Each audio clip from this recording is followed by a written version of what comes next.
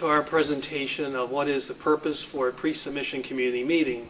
My name is Ken Shoebrooks, and I am the Division Chief in the Division of Land Development for the Department of Planning and Zoning. The intent of the pre-submission community meeting is for a developer or property owner to provide information to the community regarding their proposed development plans and to allow community residents the opportunity to ask questions and make comments about the development proposal.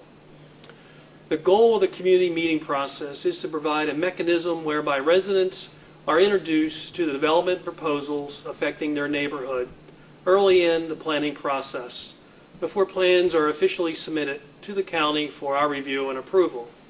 Pre-submission community meetings are required for all new residential developments and for some non-residential developments if a site is located within 200 feet of a residential zoning district. Pre-submission community meetings are also required for all new downtown Columbia and Columbia Village Center redevelopment plans. Also, some existing non-residential projects where the proposed building floor area exceeds 25% of the existing building, some zoning conditional use petitions, and for any case to be heard by the zoning board.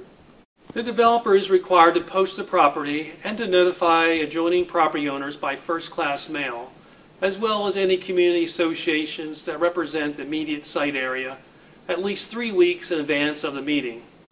The County Council and the Department of Planning and Zoning are also notified of the pre-submission community meeting. Additionally, for downtown Columbia and Columbia Village Center redevelopment plans, the developer must also notify each village board and the Columbia Association.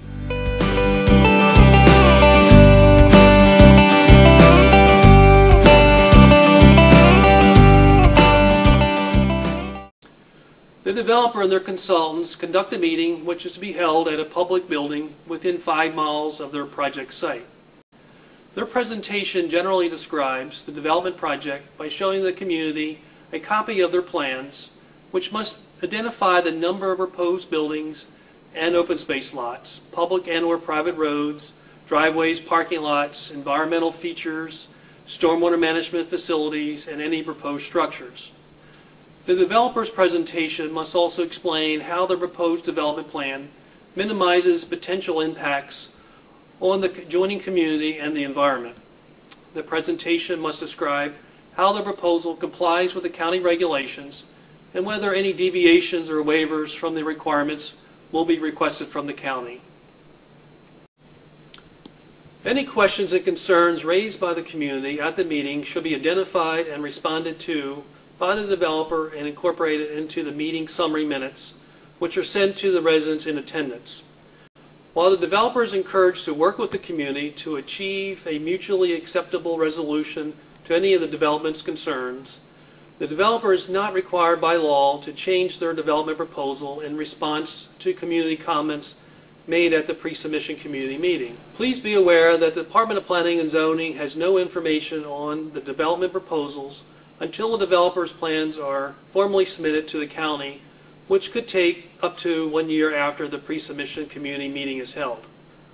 Once plans are submitted, our office provides the developer with a poster which advises the community of the plan file number and the Planning and Zoning's contact information.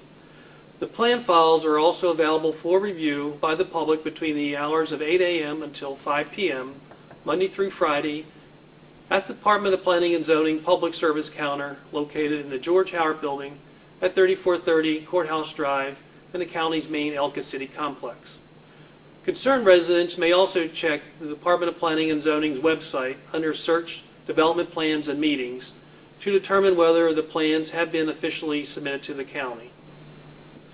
The Department of Planning and Zoning administers the subdivision and land development regulations and is responsible as the central processing agency for the review and approval of all subdivision and land development plans, with assistance from the Subdivision Review Committee, which is an advisory group of county and state agencies. This concludes our presentation on the pre-submission community meeting process. I hope you have enjoyed this video presentation and would like to thank you all for assisting the county in our mission to enhance the quality of our communities through the development process. The intent of the pre-submission community meeting process is to keep residents informed of development proposals that may affect their neighborhood by bringing the developer together with the community early on in the planning process.